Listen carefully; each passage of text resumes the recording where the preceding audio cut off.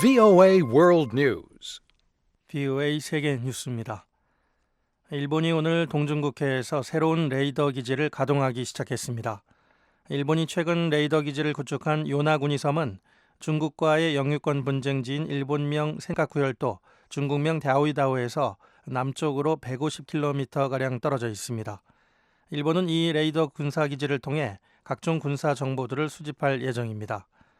30평방킬로미터 면적의 이 섬에는 1,500명의 주민들이 거주하며 대부분 목축과 사탕수수 농사를 짓고 있습니다. 일본 자위대 파견부대와 현지 주민들은 앞으로 섬 인구를 5분의 1 정도 더 늘릴 계획입니다. 중국 국방부는 이와 관련해 성명을 내고 국제사회가 일본의 군사력 확장에 경고할 필요가 있다며 랴오이다오는 중국의 고유 영토인 만큼 일본의 어떠한 도발적인 행위에도 단호히 반대한다고 밝혔습니다.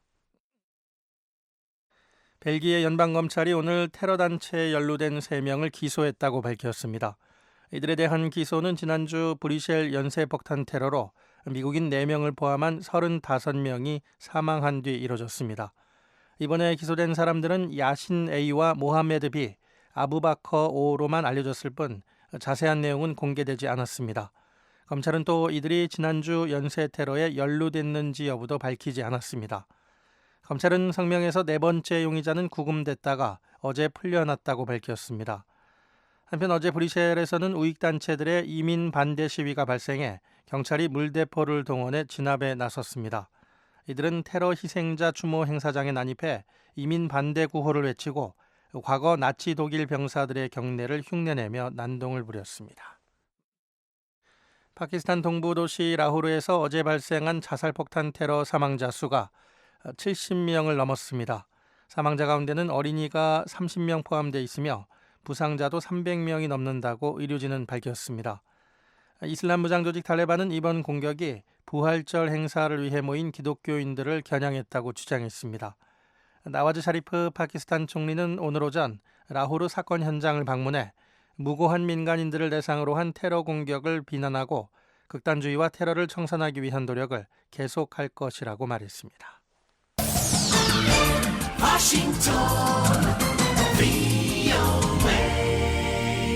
지금 여러분께서는 VOA 세계 뉴스 듣고 계십니다. 시리아 정부군의 팔미라 탈환은 이슬람 순위파 무장 조직 ISIL을 겨냥한 확대 군사작전의 출발점이 될 것이라고 시리아 군 당국이 밝혔습니다. 시리아군은 앞서 러시아군의 공습 지원을 받아 ISIL이 지난 10개월간 정념하고 있던 고대 도시 팔미라를 탈환했습니다. 바샤르 알 아사드 시리아 대통령은 팔미라 탈환은 중요한 성과이자 테러와의 전쟁에서 시리아와 동맹군의 효율성이 새롭게 입증된 것이라고 말했습니다.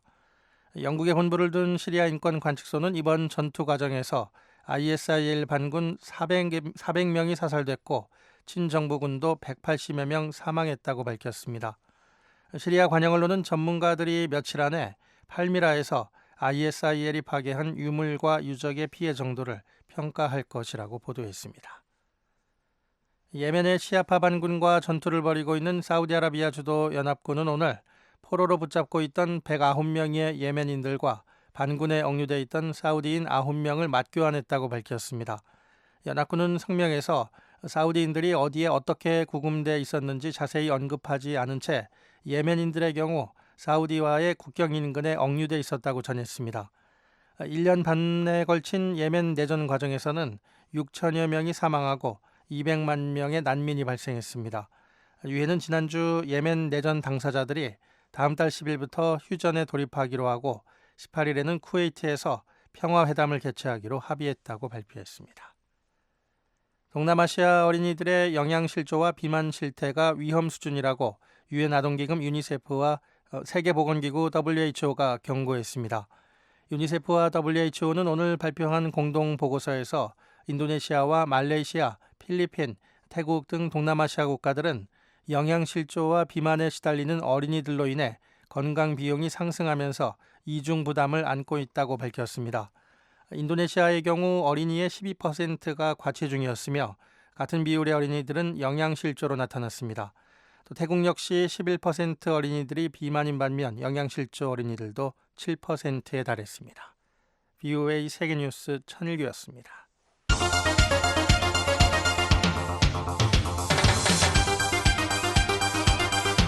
VOA News Today. 여러분 안녕하십니까? VOA 뉴스 투데이 3부 진행의 조상진입니다. 먼저 이 시간 보내드릴 주요 한반도 소식입니다. 북한의 정치, 사회, 종교단체들이 한국 정부와 박근혜 대통령을 일제히 비난하고 나섰습니다. 한국의 총선거를 앞두고 남남 갈등을 유도하려는 의도라는 분석입니다. 미국의 전직 고위관리가 이달 말 열리는 핵안보 정상회의에서 북한 핵 문제에 대한 해법이 결정될 것이라고 밝혔습니다. Whether the U.S. continues to insist on stringent conditions for resuming negotiations with 유엔 안전보장이사회가 대북 제재 결의 이행을 감시하는 전문가 패널의 임기를 1년 연장했습니다. 내일 북한은 대체로 흐리고 아침에 서쪽 지방부터 비가 시작돼 오후에 그 밖의 지역으로 확대된 뒤 늦은 오후에는 대부분 그치겠습니다. 아침 최저기온은 영하 4도에서 영상 9도, 낮 최고기온은 3도에서 17도가 되겠습니다. 바다의 물결은 0.5에서 2.5m로 일겠습니다. 첫 소식입니다. 한반도의 군사적 긴장이 고조된 가운데 북한의 정치, 사회, 종교 등 각종 단체들이 한국 정부와 박근혜 대통령을 일제히 맹비난하고 나섰습니다. 한국의 국회의원 총선거를 앞두고 남남 갈등을 유도하려는 의도라는 분석입니다. 서울에서 김환용 기자의 보도입니다. 북한 노동자 단체인 조선직업총동맹 중앙위원회 대변인은 27일 성명을 내고 미한 합동군사훈련을 무모한 북침전쟁 책동이라며 미국과 박근혜 한국 정부를 노골적으로 비난했습니다. 성명은 또 북한의 최고 수뇌부, 즉 김정은 국방위원회 제1위원장을 털끝만큼이라도 건드린다면 무자비하게 진뭉개버리겠다고 위협했습니다. 성명은 특히 한국의 노동자들과 각계각층 인민들이 미국과 박근혜 정부의 북침전쟁 도발 책동을 저지하기 위한 거족적인 애국 성전에 떨쳐나서야 한다며 한국 사회 내부의 갈등을 부추겼습니다. 북한의 대남단체인 민족화해협의회는 남북관계를 차디찬 얼음장으로 만들어버린 장본인이라며 박근혜 대통령을 원색적으로 비난하는 글을 발표했습니다. 이 밖에도 북한 노동당의 어용정당으로 알려진 사회민주당과 조선농업근로자동맹, 천도교 청우당 중앙위원회 등도 비슷한 내용의 비난 성명을 잇따라 발표했습니다. 한국 정부는 그동안 군조직이나 대남기구가 했던 북한의 대남 위협에 정당이나 사회단체들까지 일제히 나선 데 대해 김 제1위원장에 대한 충성 경쟁의 한 단면으로 평가했습니다. 정준희 통일부 대변인입니다. 우리 정부와 대통령을 공격하는 이런 행태는 지난번 3차 핵실험 때도 일부 있었습니다. 그렇지만 이번처럼 수위가 높지는 않았습니다. 이러한 것은 어떻게 보면은 체제 내부의 김정은에 대한 어떤 충성 경쟁의 일환으로 보입니다.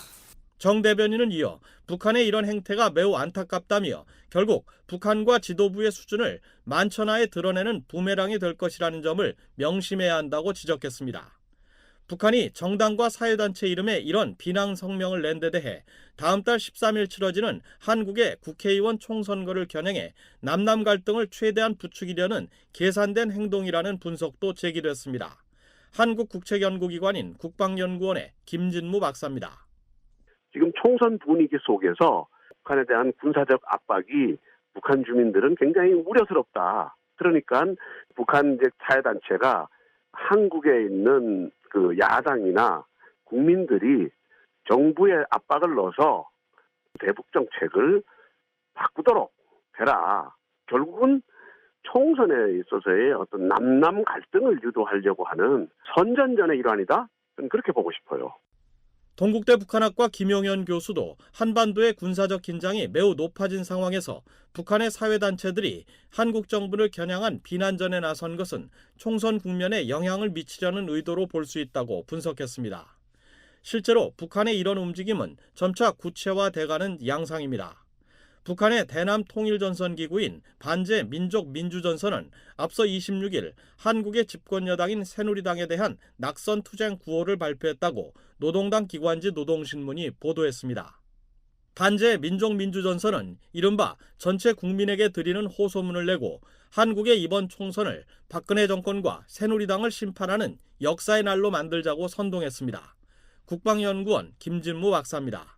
남 갈등을 유도해서 야당에 유리한 총선 국면을 유도하려면은 북한이 무력 시위나 아니면 군사적 위협을 지속적으로 하고 또 박근혜 정부를 비판해가지고 야당이 박근혜 정부를 공격할 수 있는 어떤 그런 자료라든지 근거라든지 이런 거를 제시하려고 할 가능성은 높다. 그렇게 봅니다. 김 박사는 그러나 북한이 총선 기간 동안 한국과의 직접적인 무력 충돌이나 핵 또는 미사일 실험과 같은 대형 도발에 나설 가능성에 대해선 한국 여론의 역풍을 의식해 쉽게 저지르긴 어려울 것으로 예상했습니다. 서울에서 VOA 뉴스 김환용입니다. 박근혜 한국 대통령은 50여 개국 정상이 참석하는 핵안보 정상회의에서 북한의 핵 포기를 이끌어내기 위한 압박 외교를 가속화할 것으로 알려졌습니다. 한국의 청와대 김규현 외교안보수석은 오늘 박 대통령이 현지 시각으로 오는 31일 미국 워싱턴 DC에서 열리는 핵안보 정상회의 환영 리셉션과 업무 만찬에서 북한 핵 개발의 위험성을 제기하고 북한 비핵화를 위한 국제사회의 단합된 노력을 촉구할 예정이라고 밝혔습니다. 핵안보 정상회의는 테러 분자가 핵물질이나 핵시설 등을 악용하는 테러에 대응하는 문제를 주요 의제로 다루는 회의입니다. 최근 들어 북한이 5차 핵실험 가능성을 시사하는 등 국제사회에 대한 위협 수위를 높이고 있다는 점에서 북핵 문제가 이번 핵안보 정상회의 안팎에서 주요 의제로 다뤄질 전망입니다. 이달 말 워싱턴에서 열리는 핵안보 정상회의에서 북한 핵 문제가 중요하게 논의될 것이라고 미국의 전직 고위 관리가 말했습니다. 미국 정부가 북핵 문제를 대화로 해결할 것인지 지금처럼 제재 강도를 높이는 방식을 유지할 것인지 결정하는 자리가 될 것이란 지적입니다. 함지아 기자가 전해드립니다. 게리 세이모어 전 백악관 국가안보회의 대량 살상무기 조정관은 오는 31일 워싱턴에서 열리는 핵안보 정상회의가 미국 정부의 북핵 문제 해법을 결정하는 분기점이 될 것으로 예상했습니다.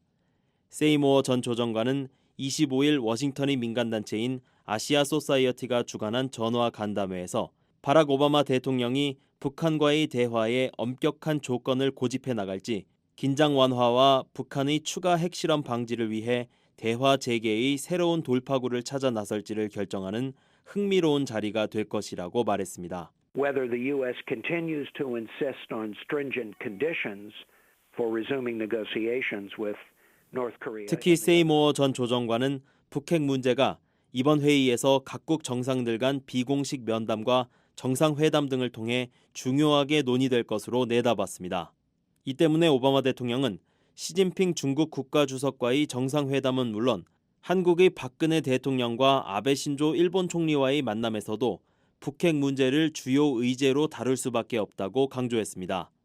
육자회담 재개 등 대화를 주장하는 중국의 입장과 한국 등 미국이 강경한 대북 정책을 지지하는 나라들의 의견 사이에서 오바마 대통령이 어느 정도 방향을 잡을 수 있다는 겁니다. 백악관은 지난 24일 발표한 성명에서 오바마 대통령과 시진핑 주석이 핵안보 정상회의 기간 중 정상회담을 갖는다고 밝힌 바 있습니다. 또 일부 언론들은 미한일 3국이 정상회담을 계획하고 있다고 보도하기도 했습니다. 오는 31일부터 이틀간 열리는 4차 핵안보 정상회의는 북한이 지난 1월 4차 핵실험을 실시하고 이후 유엔 안보리를 포함한 각국이 강력한 제재안을 시행한 뒤 열리는 것이어서 주목됩니다. 세이모어 전 조정관은 안보리의 새 대북결의 2270호에 대해 북한의 핵미사일 프로그램을 넘어 전반적인 경제 제재를 가하고 있어 기존의 제재들을 넘어선다고 평가했습니다.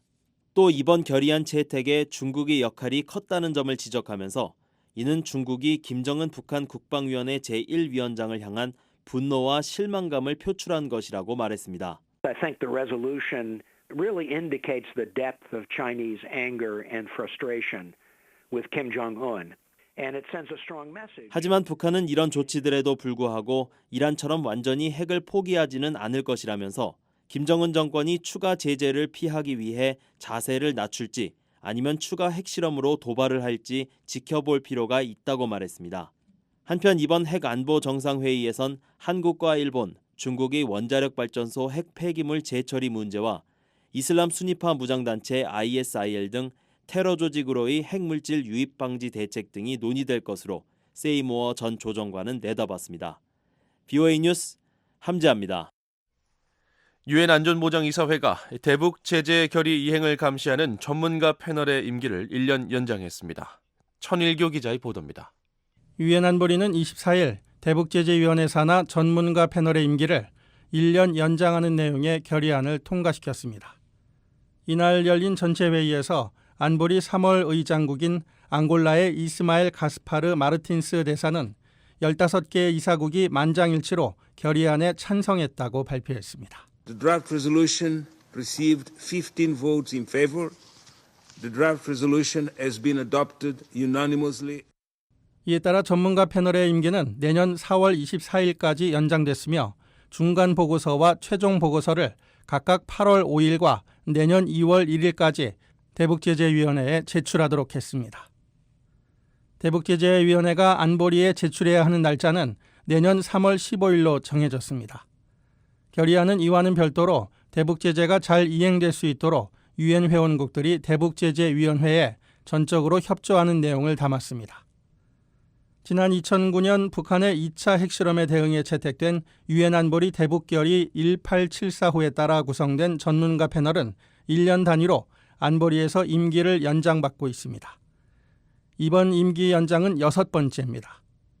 전문가 패널은 북한을 비롯한 관련국들의 제재 불이행 사례 조사와 제재 조치 이행과 관련한 정보를 수집, 분석하는 역할을 맡고 있으며 현재 미국과 한국, 중국, 일본, 영국, 프랑스, 러시아, 남아프리카 공화국 등 8개국에서 파견한 전문가 8명으로 구성되어 있습니다.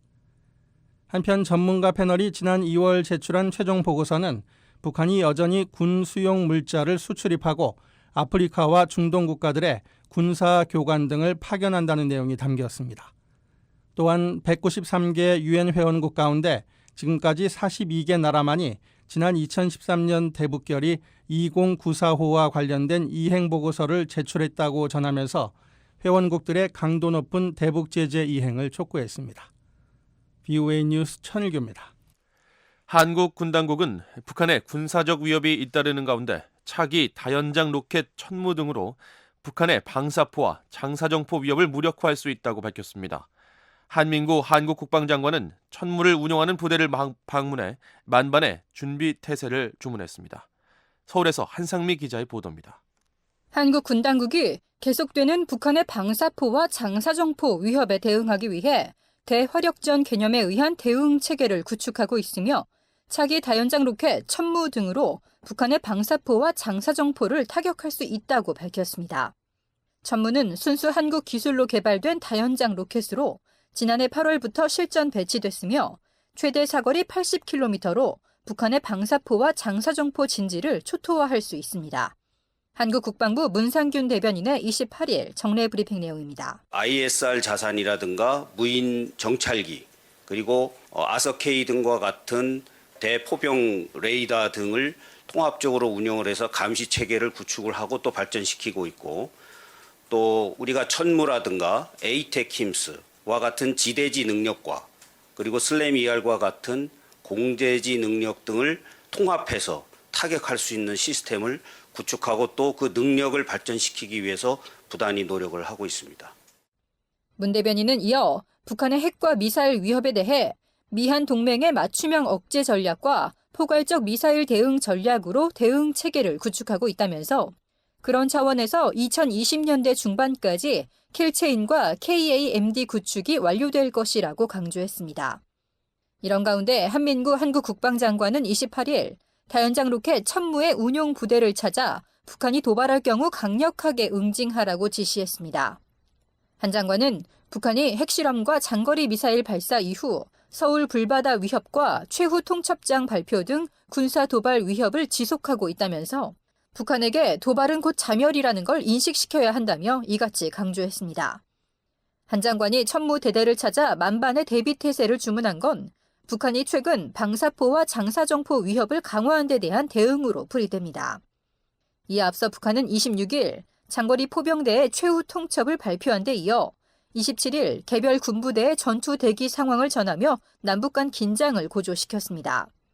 북한 관영 조선중앙통신은 소형화, 정밀화된 핵무기 등 전략군의 강력한 타격 수단이 한국과 미군 기지, 그리고 미국의 수도 워싱턴을 물리적으로 없앨 발사 대기 상태에 있다고 보도했습니다.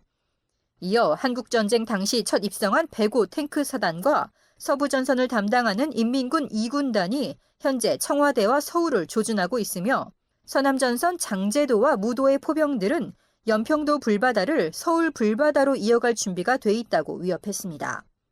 한편 북한 관영 조선중앙TV는 북한군이 24일 한국 청와대와 서울 시내 정부 시설을 겨냥해 진행한 장거리 포병대 훈련 동영상을 20분가량의 기록 영화로 만들어 27일 방영했습니다. 쌓이고 쌓인 증오와 분노를 거쳐 청와대와 서울시 안의 괴뢰 반동 통치 기관들을 가상한 목표들을 무자비하게 불마당질해버리는 북한이 김정은 국방위원회 제1위원장의 군부대 훈련 시찰 영상을 사흘 만에 기록 영화 형태로 공개한 건 다소 이례적입니다. 그동안은 보통 한두 달치 영상을 모아 방송해왔습니다. 세계북한연구센터 안찬일 박사의 설명입니다. 자신들의 그 선전 공세를 극대화하기 위한 방안인데 지금 그 정도 위협을 안 하고서는 김정은이가 위로가 안 되니까 그렇게 하는 거죠. 외부용보다는 사실 내부용이 더 강하고 또 김정은이 와서 목을 자르겠다 그러니까 군부가 가만히 있으면 안 되잖아요. 그래서 군부가 이제 과잉 충성으로 그런 액션 플랜들을 하죠. 일종의 충성 경쟁이라고도 봐야죠. 노동당 기관지 노동신문도 지난 25일 모두 4개 면을 할애해 서울 시내를 겨냥한 장거리 포병대 훈련 사진 41장을 게재하며 위협을 이어갔습니다. 서울에서 VOA 뉴스 한상미입니다. 북한이 조만간 5차 핵실험을 감행할 것이란 전망이 나오고 있습니다. 올해 열릴 7차 노동당 대회에서 대회에 앞서 핵실험을 실시할 가능성이 있다는 겁니다. 최원기 기자가 보도합니다. 북한의 5차 핵실험 가능성이 제기되는 가장 큰 이유는 김정은 국방위원회 제1위원장 자신이 이를 수차례 언급했기 때문입니다. 김정은 제1위원장은 지난 15일 미사일 공장을 방문한 자리에서 핵탄두 폭발 시험을 준비하라고 지시했습니다. 북한 관영 조선중앙방송입니다.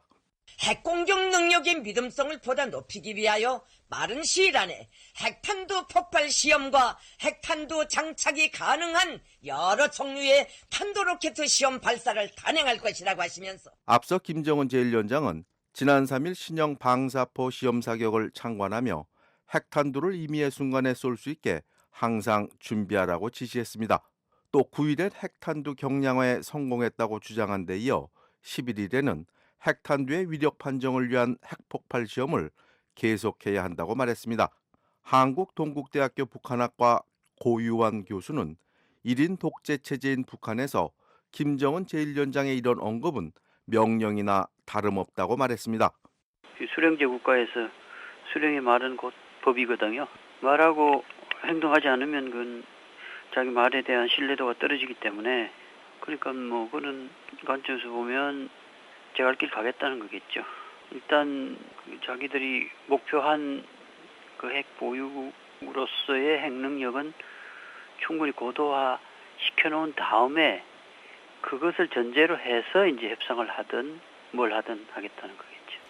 실제로 북한은 언제든지 5차 핵실험을 할 수 있는 준비를 마친 상황인 것으로 알려졌습니다. 워싱턴의 북한 전문 매체인 38로스는 지난 18일 북한이 한경북도 풍계리 핵실험장에서 추가 핵실험을 준비하고 있는 듯한 움직임이 포착됐다고 전했습니다. 한국 국방부도 북한이 당장이라도 5차 핵실험을 실시할 수 있는 것으로 평가하고 있습니다. 국방부 문상균 대변인의 말입니다. 북한은 지도부의 결심에 따라서 언제든지 핵실험을 할 수 있는 상태를 유지하고 있습니다. 전문가들은 김정은 제1위원장이 핵실험을 서두르는 가장 큰 이유로 핵무기 체계의 완성을 꼽았습니다. 북한은 지난 1998년 이후 6차례 장거리 로켓 발사와 4차례 핵실험을 통해 상당한 핵능력을 습득했습니다. 다만 핵무기 소형화와 탄도미사일의 대기권 재진입 기술은 아직 확보하지 못한 것으로 알려졌습니다. 따라서 5차 핵실험을 통해 핵과 장거리 미사일을 완성하려 한다고 워싱턴의 민간단체인 전략국제문제연구소 레리 닉시 객원 연구원은 말했습니다. And he is ordering his scientists and technicians to speed up the work on developing. 한국 국방연구원 김진무 박사도 김정은 제1위원장이 추가 핵실험을 통해 자신들의 핵무기 체계가 완성됐음을 과시하려 할 것으로 내다봤습니다. 미국도 한국도 북한은 아직 소형화 기술이 아직 안 돼 있고 또 탄두 재진입체를 완성하지 못했다. 그래서 북한은 아직 ICBM급 핵탄도미사일은 보유하지 못했다. 이렇게 얘기를 이제 우리가 발표를 하고 하니까 이제 김정은 입장에서는 젊은 김정은이가 그래? 그러면 내가 그걸 다 보여주지. 아마 이런 젊은 김정은의 통치 행태와 같이 맞물려서 지금 북한의 행태가 지금 나타나는 것이 아닌가 그렇게 생각이 되고요. 북한의 추가 핵실험 실시 시기에 대해 닉시 연구는 5월 초로 예정된 노동당 대회 무렵이 될 가능성이 큰 것으로 내다봤습니다. The nuclear test taking place around the time of this party, Workers' Party. 김진무 박사도 5월 노동당 대회를 전후한 시기가 유력하다고 말했습니다. 실질적으로 4월 15일에 할아버지 생일보다는 당대회라는 어떤 자기 업적을 부각할 수 있는 시점이 핵실험이라든가 어떤 기타 어떤 그런 것들이 김정은에게도 도움이 된다고 보기 때문에 할아버지 생일보다는 아마 당대회를 기점으로 해서 자기 지도력을 과시하고 체제 결속을 강화하는 그런 걸로 삼기 위해서 조금 더 4월 말이나 5월 초에 더 가능성이 높지 않을까. 그러니까 조심스럽게 한번 그렇게 전망해 봅니다. 반면 곽태환 전 통일연구원장은 북한이 당대회 이후 평화협정을 둘러싼 대화의 추이를 지켜본 뒤에 핵실험 여부를 결정할 가능성이 큰 것으로 전망했습니다. 일단은 당대회를 거친 다음에 피스 평화적 시그널을 한번 보내보고 거기에 대한 예를 들어서 중국이 제안한 비핵화 평화체제 이 소위 그 동시 논의에 대한 것을 북한이 수용하느냐 안 하느냐에 따라서 그리고 또 미국이 거기에 대해서 적극적인 태도 여하에 따라서 아마 결정할 가능성이 많다고 봅니다. 이런 가운데 전문가들은 북한의 5차 핵실험 강행이 정권의 명운을 건 도박이 될 것이라고 말했습니다. 유엔 안보리가 북한의 4차 핵실험에 대응해 제재결의 22701을 채택한 지 얼마 안 되는 시점에 또다시 핵실험을 감행할 경우 중국이 평양에 완전히 등을 돌릴 수 있기 때문입니다. 한국국방연구원 김진무 박사입니다. 북한이 만약에 지금 그 5차 핵실험을 하면서 본격적으로 핵탄도 미사일 시대를 열어가겠다고 선언을 할 때 중국 입장에서는 굉장히 곤란하면 할 수가 있고 또 중국의 시진핑 정부의 입장이 북한에 대해서 굉장히 강경해질 가능성도 높다 저는 그렇게 생각합니다. 전문가들은 북한이 또다시 핵실험이나 장거리 미사일을 발사할 경우 유엔 안보리가 즉각 소집돼 한층 강화된 제재 조치를 취할 것으로 전망하고 있습니다. VOA 뉴스 최원기입니다. 캐나다 정부가 북한 취약계층을 위한 유엔의 대북 사업에 미화 200만 달러를 지원했습니다. 영양과 보건 지원에 사용될 예정입니다. 김현진 기자의 보도입니다. 캐나다가 올해 세계식량계획 WFP의 대북 영양지원 사업과 유엔 아동기금 유니세프의 보건 사업에 각각 미화 150만 달러와 50만 달러를 지원했습니다. 유엔 인도주의 업무조정국 오차는 25일 공개한 국제사회 대북지원 현황 자료에서 캐나다 정부가 지난 1일 이같이 기부했다고 밝혔습니다. 캐나다 외교부의 프랑스와 라살 대변인은 VOA에 보낸 이메일에서 캐나다 정부는 세계식량계획 같은 국제기구를 통해 북한 취약계층을 지원하고 있다며 북한 정부에 대한 직접적인 지원은 하지 않고 있다고 밝혔습니다. 그러면서 이 같은 지원은 국제인도주의 기구의 요청에 따라 이뤄지고 있다고 강조했습니다. 라사 대변인에 따르면 캐나다는 2005년부터 지난 11년간 북한 취약계층을 위한 인도주의 사업에 미화 2,170만 달러를 지원했습니다. 특히 지난해 세계식량계획에 미화 160만 달러를 지원해 어린이와 임산부, 수의모 등 북한 취약계층에게 식량을 제공했다고 밝혔습니다. 또 유니세프에 55만 달러를 지원해 영양실조에 걸린 5살 미만 어린이 13,000여 명을 치료하고 490만여 명에게 필수 미량 영양 보충제를 제공했다고 밝혔습니다.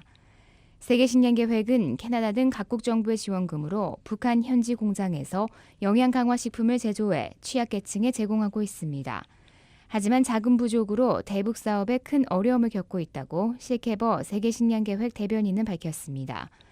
세계식량계획은 당초 2013년 7월부터 올해 6월까지 북한 내 87개군 220만여 명 취약계층을 대상으로 영양지원 사업을 진행하기 위해 목표액으로 1억 9,600만 달러를 정했습니다. 하지만 23일 현재 모금액은 1억 210만 달러로 목표액의 절반 수준입니다. 실케버 대변인은 오는 6월 말까지 대북 영양 지원 사업을 진행하기 위해서는 추가로 1,120만 달러가 긴급히 필요한 상황이라고 말했습니다. 유니세프도 올해 초 공개한 2016 대북 지원 사업 계획 보고서에서 올해 대북 사업에 1,800만 달러가 필요하다고 밝혔습니다. 유니세프는 올해 850만 달러를 투입해 북한 취약계층에 미량영양 보충제를 지원하고 영양실조 관리 프로그램도 진행할 것이라고 밝혔습니다. 이와 함께 450만 달러를 투입해 1살 미만 영유아 37만여 명과 임산부 37만 2천여 명에게 예방접종을 실시할 예정입니다. 아울러 12개월에서 5살 미만 어린이 150만여 명에게 1년에 2번 구충제를 나눠주고 6개월에서 5살 미만 어린이 170만여 명에게 비타민 A도 제공할 계획입니다. 한편 유엔 인도주의 업무조정국은 올해 초부터 25일 현재까지 유엔과 각국 정부가 북한에 제공한 인도주의 지원은 1,400만 달러에 이른다고 밝혔습니다. BOA 뉴스 김현진입니다. 미국과 영국이 유엔 인권이사회의 북한 인권 결의안 채택을 환영했습니다. 새 결의안이 북한에 분명한 메시지를 전달하고 있다고 평가했습니다. 이현철 기자의 보도입니다. 제네바 주재 미국 대표부의 키스 하퍼 대사가 24일 제31차 유엔 인권이사회를 결산하는 기자회견을 열었습니다. 하퍼 대사는 회견에서 이번 이사회가 북한 인권 결의안을 표결 없이 합의 방식으로 채택한 것을 높이 평가했습니다. The Council did indeed speak by consensus. The Council made clear that it is unacceptable for gross human rights violations. 이사회가 합의 방식으로 결의안을 채택함으로써 계속되는 북한의 중대한 인권 침해를 결코 용납할 수 없다는 분명한 메시지를 보냈다는 겁니다. 유엔 인권이사회가 북한 인권 결의안을 표결 없이 합의 방식으로 채택한 것은 2013년 이후 3년 만에 처음입니다. 하퍼 대사는 중국이 결의안에 비판적인 입장을 보이면서도 표결을 요청하지 않은 사실을 지적하면서 이는 중국마저도 북한의 인권 상황이 세계 최악이라는 점을 인정한 것이라고 말했습니다. 이어 이번 결의안은 북한 정권의 인권 침해에 대한 책임 규명을 위한 별도의 독립 전문가 그룹을 신설하도록 했다는 데 큰 의미가 있다고 평가했습니다. The resolution should be a clear signal to leaders who rule with impunity that they will ultimately 인권 침해에 대해 아무런 책임도 지지 않고 있는 북한 지도자들에게 궁극적으로 조직적인 인권 침해에 대한 책임을 지게 될 것이라는 분명한 신호를 보내고 있다는 겁니다. 하퍼 대사는 또 북한 인권 문제와 관련한 논의에 불참하겠다고 밝힌 북한에 대한 압박을 더욱 강화해야 한다고 말했습니다. 북한이 국제사회가 북한의 반인도 범죄를 절대로 용납하지 않을 것이라는 점을 인정하고 다시 대화의 장으로 나오도록 만들기 위해서는 인권 침해에 대한 책임 문제, 특히 고위 지도자들의 책임 문제를 계속 제기해야 한다는 겁니다. 영국 외교부의 조이스 애널레이 부장관도 24일 유엔 인권이사회를 결산하는 연설에서 이사회가 다시 한번 북한의 조직적인 인권 침해에 대한 국제사회 우려를 분명하게 전달했다고 평가했습니다. 애널레이 부장관은 특히 북한의 인권 침해에 초점을 맞출 전문가 그룹의 신설을 환영했습니다. 그러면서 국제사회가 북한 정권의 인권 침해에 대한 책임 문제에 계속 중점을 두기를 기대한다고 말했습니다. 애널레이 부장관은 북한에 대해서는 유엔의 접근을 허용하라고 촉구했습니다. 한편 국제인권단체인 휴먼 라이츠 워치는 24일 유엔 인권이사회가 이번 결의안을 통해 북한의 끔찍한 인권 기록을 한 목소리로 규탄하고 책임 규명과 처벌을 요구했다고 평가했습니다. BOA 뉴스 이한철입니다.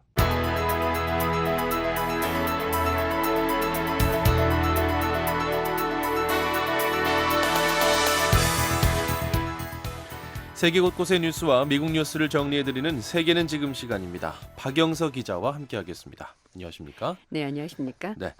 자, 오늘은 어떤 소식들 들어와 있습니까? 네, 파키스탄의 한 공원에서 어제 발생한 자살 폭탄 공격으로 70여 명이 숨지고 수백 명이 다쳤습니다. 이 소식 먼저 전해드리고요.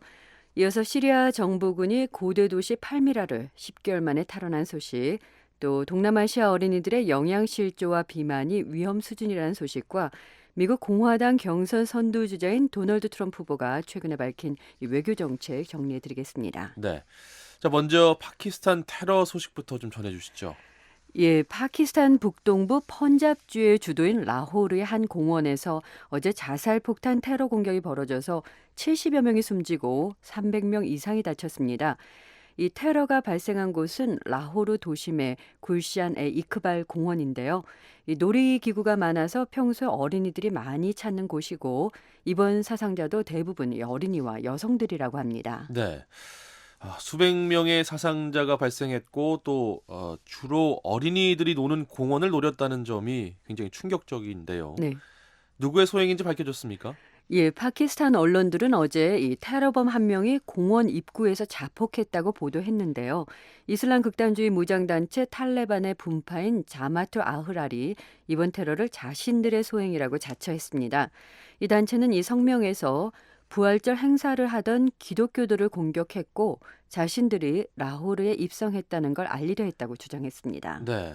자, 그러니까 의도적으로 이 기독교도의 행사를 노렸다는 이야기군요. 예, 그렇습니다. 어제가 이 기독교 최대 축일인 부활절이었는데요. 예. 예, 테러 공격이 발생한 공원에도 이 부활절을 축하하기 위해서 평소보다도 훨씬 많은 사람들이 모여 있었던 것으로 전해졌습니다.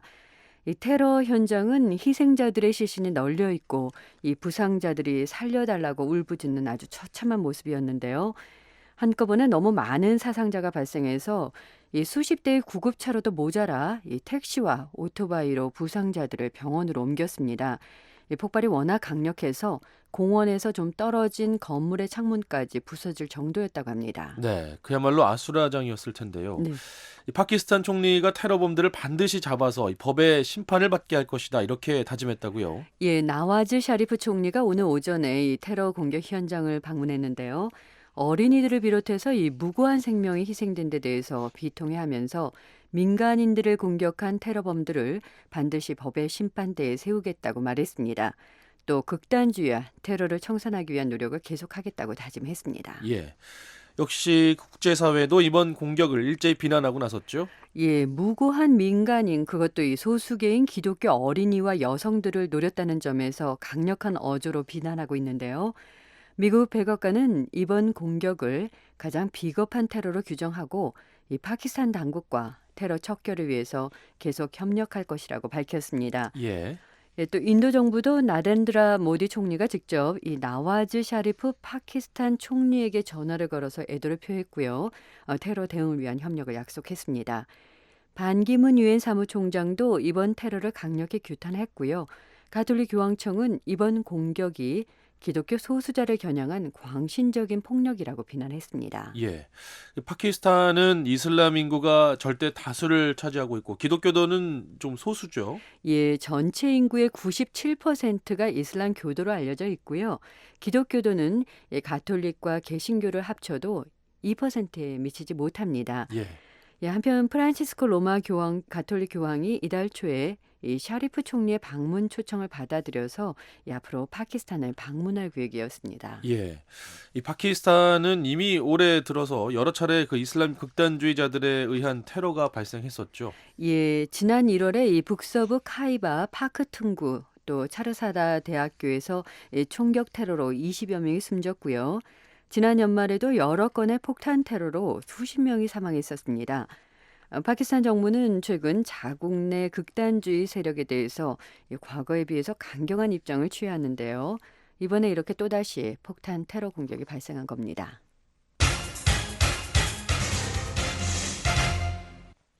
네, 이번에는 중동으로 가보겠습니다. 시리아 정부군이 ISIL이 오랫동안 차지하고 있었던 팔미라를 탈환했군요. 예, 지난 24일에 이 시리아 정부군이 러시아군의 공습 지원을 받아서 팔미라에 진입했다는 소식 전해드렸었는데요. 사흘 만인 어제 시리아군이 팔미라를 완전히 탈환했습니다. 이슬람 순위파 극단주의 무장단체 ISIL이 팔미라를 점령한 지 10개월 만입니다. 네, 이 시리아 군으로서는 굉장히 큰 성과라고 봐야겠죠? 예, 그렇습니다. 이 시리아 정부군이 처음으로 이 ISIL이 점령했던 주요 도시를 탈환한 건데요. 따라서 의미가 더 큽니다. 또 ISIL의 심장부인 라카를 향해서 진격할 수 있는 요충지라는 점에서도 이 전략적으로 아주 중요합니다. 이 팔미라는 시리아 여러 도시를 연결하는 이 도로들이 모여 있는 곳인데요.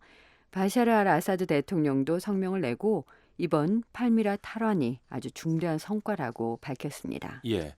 그 시리아 아사드 정부를 지원하는 러시아도 이 팔미라 탈환 소식을 아주 크게 환영했군요.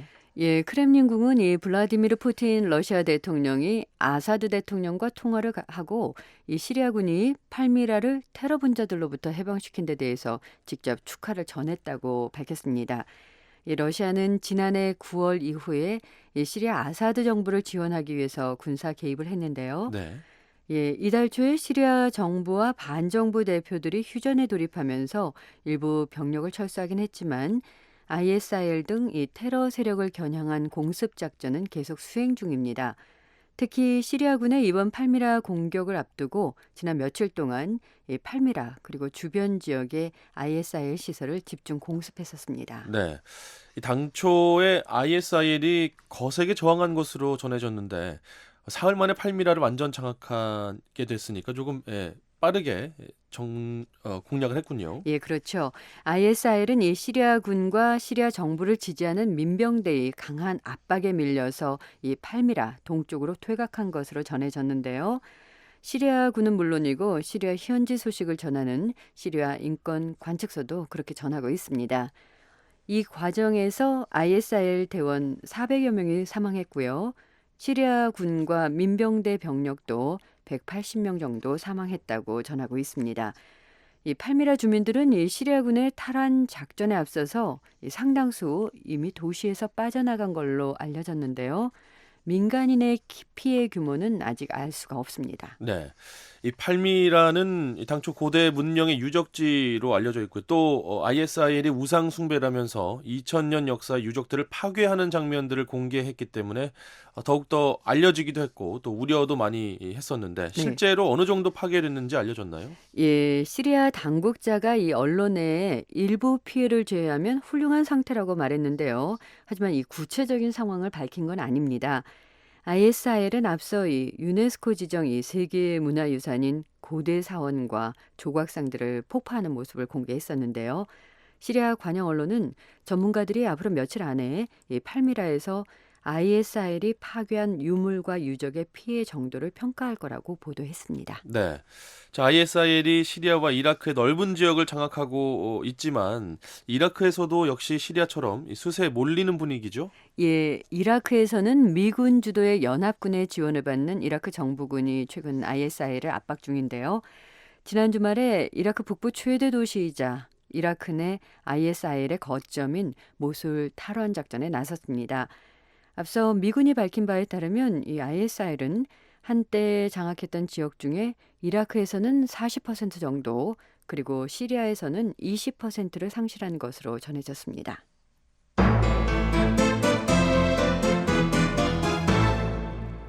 자, 다음 소식 살펴보겠습니다. 동남아시아 어린이들이 영양실조와 비만의 정도가 심각하고 위험 수준이라는 경고가 나왔군요. 네, 유니세프와 세계보건기구가 오늘 발표한 공동 보고서에 들어있는 내용입니다. 인도네시아와 말레이시아, 필리핀, 태국 등 동남아시아 국가들이 최근에 경제 성장에도 불구하고 이 빈곤층의 영양실조가 심각하고요. 또 반면에 비만 어린이도 늘고 있는데요. 어린이들의 건강도 문제지만 앞으로 사회적으로도 이 보건 비용의 급증이라는 부담이 될 수 있다고 경고했습니다. 네. 저희 어느 정도 심각한 걸까요? 예, 인도네시아의 경우 이 어린이들의 12%가 과체중이었는데요. 같은 비율의 어린이들이 또 반면 영양실조로 나타났습니다. 네. 예, 태국 역시 11%의 어린이들이 비만이고요. 영양실조 어린이들은 7%에 달했습니다. 이런 영양실조와 불균형은 성장 발달에도 문제가 되고요. 어린이 질병 발병률도 높이고 있습니다. 네. 이 동남아시아 국가들의 경제 상황이 그동안 쭉 나아지고 있는데요. 네. 이런 영양 문제는 개선되지 않는 이유가 뭘까요? 예, 이 보고서는 성장에도 불구하고 빈부의 격차가 늘면서 빈곤층에서 계속 영양실조 문제가 심각하다고 밝혔습니다. 또 비만이 늘어난 데 대한 이유로 저렴하지만 칼로리는 높고 몸에는 좋지 않은 식품 섭취가 많아진 점을 꼽고 있는데요. 따라서 당국이 이런 음식을 규제하고 빈곤층에 대한 영양 지원을 늘릴 걸 권고했습니다. 네, 다음 소식 살펴보겠습니다. 미국 공화당은 현재 이 도널드 트럼프 후보가 선두를 달리고 있는데요. 트럼프 후보가 최근 뉴욕타임스 신문과의 인터뷰에서 외교 정책 방향을 밝혔습니다. 무슨 이야기를 했는지 좀 살펴볼까요? 네, 트럼프 후보는 동맹국들을 포함해서 많은 나라가 이 미국을 이용하고 있다면서 자신이 대통령이 되면 미국을 우선으로 하는 정책을 추구하겠다고 말했습니다. 이 외교 정책에 따른 미국의 재정적인 부담이 너무 크다면서 동맹국들이 이를 나눠줘야 한다는 게 이번 인터뷰의 골자입니다. 네. 트럼프 후보의 이런 발언은 앞서 여러 차례 있었던 이야기이긴 한데요. 네. 이번에 구체적으로 좀 무슨 이야기를 더 했는지 살펴보죠. 예, 먼저 이 한국과 일본의 핵무장을 허용할 수도 있다는 뜻을 내비쳤는데요. 언젠가 이 문제를 논의해야 할 거라고 말했습니다. 만약에 미국이 계속해서 약한 모습을 보인다면 한국과 일본이 안보에 불안감을 느끼고 핵무장을 하려 할 것이라고 지적했습니다. 네, 한국 문제에 관해서 언급을 했는데 앞서 트럼프 후보가 주한미군의 주둔 비용을 한국이 좀 더 내야 한다 이런 그 취지의 발언을 했었죠. 예, 맞습니다. 트럼프 후보는 만약 한국과 일본이 분담금을 늘리지 않는다면 이 주둔 병력을 철수할 의향이 있다고 말했습니다. 미국 혼자서 이 수십억 달러를 부담할 수는 없다는 겁니다. 네. 자, 중국 관련해서도 이야기를 했는데 중국이 남중국해 영유권 주장을 하면서 이 지역의 긴장이 고조되고 있다. 그러면서 관련된 이야기도 했었죠. 예, 그랬습니다. 트럼프 후보는 이 사람들이 잘 모르고 있지만 중국에 대한 미국의 경제적인 힘이 대단하면서 이 교역을 이용할 뜻을 내비쳤는데요. 미국은 중국을 상대로 교역에 힘이 있다고 설명했습니다. 네. 자, 중동 문제에 관해서도 언급했죠. 예, 미국이 엄청난 돈을 쓰면서 사우디아라비아를 보호해주고 있는데 그 보상을 충분히 받지 못하고 있다면서 불만을 표시했습니다. 이 미국의 도움이 없으면 사우디아라비아는 그리 오래가지 못할 거라고 말했는데요. 이슬람 순위파 무장단체 이 ISIL의 격퇴를 위해서 사우디아라비아 그리고 아랍에미리트가 지상군 파병을 거부한다면 두 나라로부터 석유 수입을 중단하겠다고 말했습니다. 네. 자, 오늘은 여기까지 듣겠습니다. 세계는 지금 박영석 기자와 함께했습니다.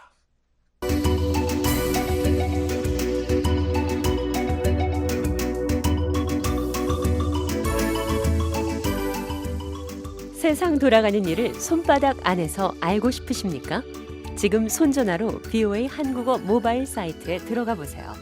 www.voakorea.com으로 접속하시면 됩니다. 미국의 소리 한국어 모바일 사이트에서는 VOA 한국어 서비스의 모든 기사와 방송을 여러분의 손 안에 전해드립니다. 또 방송에서는 접할 수 없는 영상 뉴스와 인터뷰도 시청하실 수 있습니다. 휴대전화가 있으십니까? 지금 www.voakorea.com으로 접속하세요. 청취자 여러분의 삶을 풍요롭게 만들어드립니다.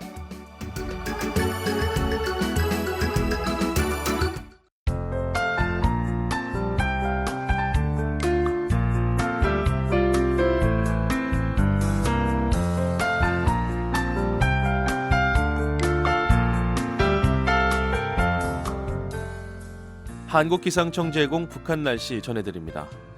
내일 북한은 대체로 흐리고 아침에 서쪽 지방부터 비가 시작돼 오후에 그 밖의 지역으로 확대된 뒤 늦은 오후에는 대부분 그치겠습니다. 아침 최저 기온은 영하 4도에서 영상 9도, 낮 최고 기온은 3도에서 17도가 되겠습니다. 바다의 물결은 0.5에서 2.5m로 일겠습니다. 예상 강수량은 황해도와 평안남북도, 함경남북도에서 5mm 내외가 될 것으로 보이고 함경북도 지방에서는 1에서 5cm 정도의 눈이 내릴 것으로 예상됩니다.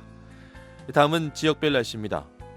평안남북도는 흐리고 한때 비가 내리는 곳이 많을 것으로 예상됩니다.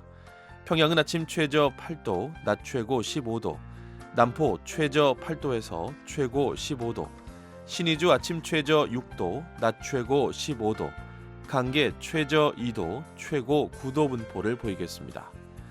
황해도 지역도 흐리고 한때 비가 내리는 곳이 많겠습니다.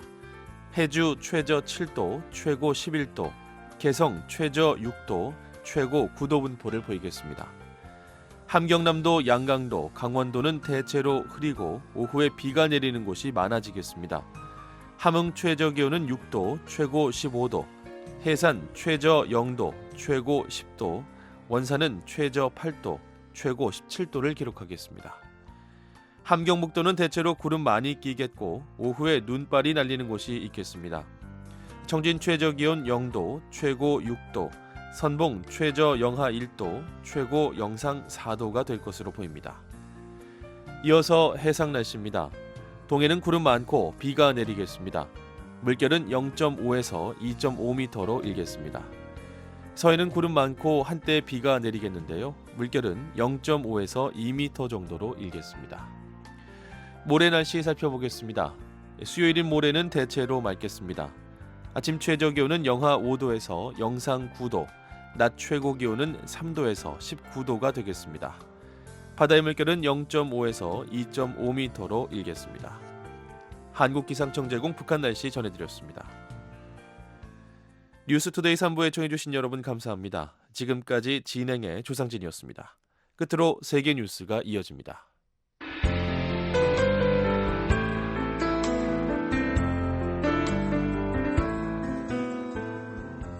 미국의 소리 방송은 이메일, 즉 전자메일을 통해 매일매일 새로운 소식들을 여러분께 직접 전달해드리고 있습니다. 객관적이고 정확한 소식, 재밌고 유익한 이야기를 이메일, 뉴스레터를 통해 받아보시려면 미국의 소리 한국어 웹사이트 www.voakorea.com에 들어가셔서 홈페이지 왼쪽에 있는 뉴스레터 신청 메뉴를 이용하시면 됩니다. 웹사이트 주소는 www.voakorea.com입니다. 미국과 한반도 소식은 물론 전 세계 다양한 읽을거리를 무료로 받아보실 수 있는 미국의 소리 뉴스레터. 여러분의 많은 이용 바랍니다.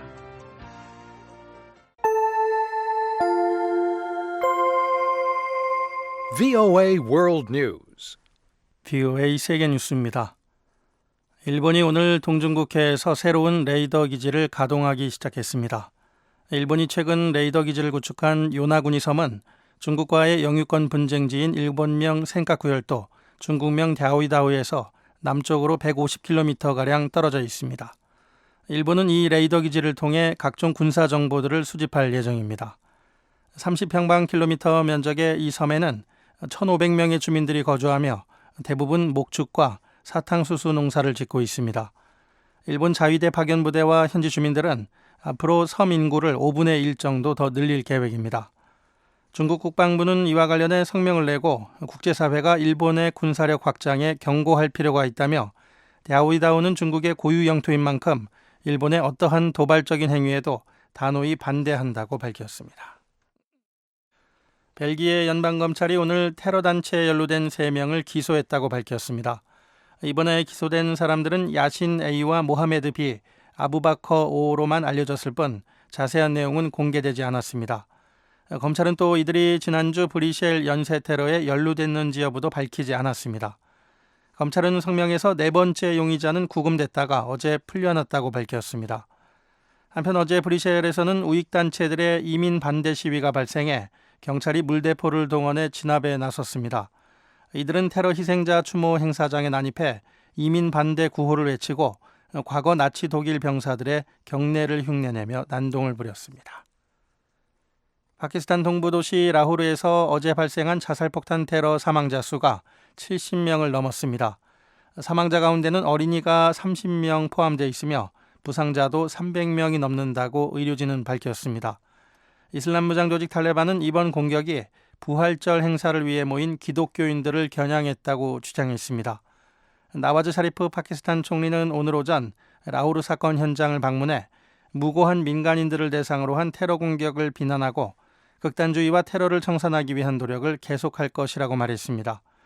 반기문 유엔 사무총장과 미 백악관도 성명을 내고 이번 테러 공격을 가장 강력한 어조로 비난한다고 밝혔습니다.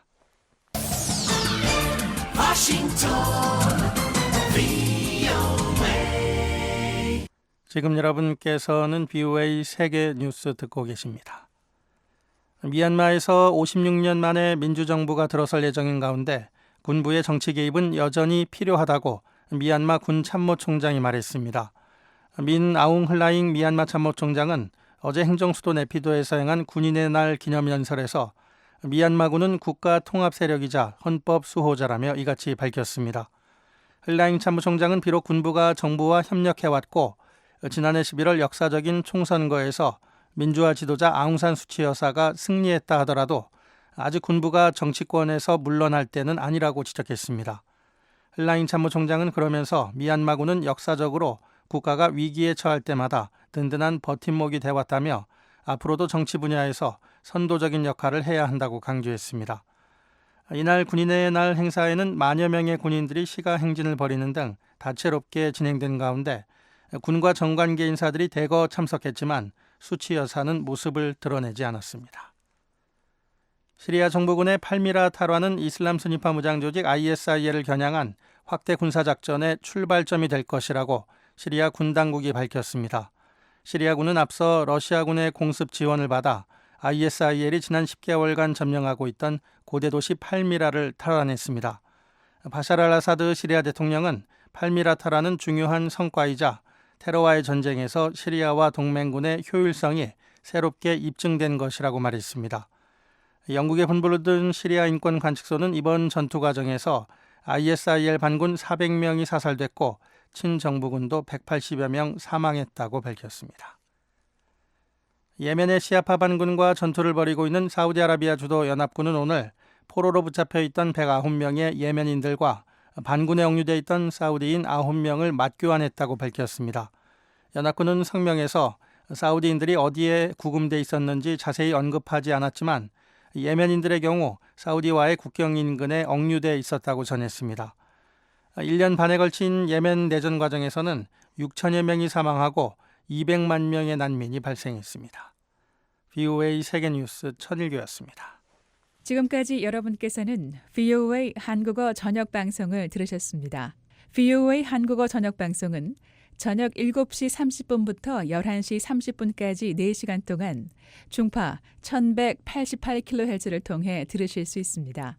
또 밤 8시 30분부터 9시 30분까지 1시간 동안은 단파 7460kHz와 9490kHz로 들으실 수 있습니다. 그리고 밤 9시 30분부터 11시 30분까지 단파 11990kHz, 12110kHz로도 VOA 한국어 저녁 방송을 들으실 수 있습니다. 그리고 매일 아침 3시 30분부터 5시 30분까지 2시간 동안 보내드리는 VOA 한국어 아침 방송은 단파 5875, 7365, 7485kHz로 들으실 수 있습니다. 함께해 주신 여러분 고맙습니다. 다음 방송 시간까지 안녕히 계십시오.